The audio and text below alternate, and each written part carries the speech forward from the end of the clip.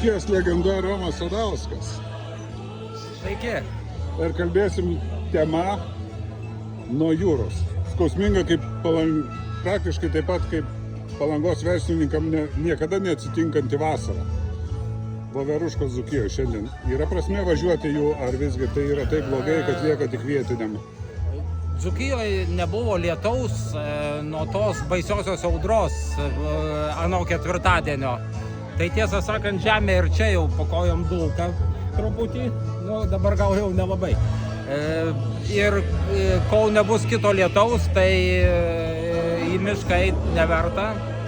Tos lepeškos, kurios auga tankiausiose žaliose samanose, dar gyvos. Kitos, kurios išlindę, jau paviršiui apdžiūvę, beveik keptos. Nes pabuvo kelios dienos beveik iki 30 laipsnių išdžiovino. Baravykai vasariniai jau baigėsi. Aš buvau vakar išrovęs paskutinį.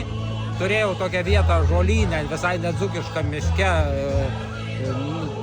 nusižiūrėjęs, kur kas 3 dienos nueidavau nusipjaut derliaus. Ta prasme, kaip į daržą prinokusių pomidorų nusiskint. Bet ten vasariniai būtent tie tvirti, storais kotais, baravykai, kartais sukirmyje, kartais ne. Ir dabar išroviau paskutinį ir daugiau jau jie nebetauga viskas. Dabar jau lauksim rudeninių baravykų, šiukbaravykių, rudmesių, tų pačių lepeškų. Lauksim grybų šventės Varėnoj, kuri čia bus ir man visada grybų šventėj pradeda ir grybai dirbti. Ta prasme, reikia sulaukti lietaus ir tada važiuoti į mišką voveruškai.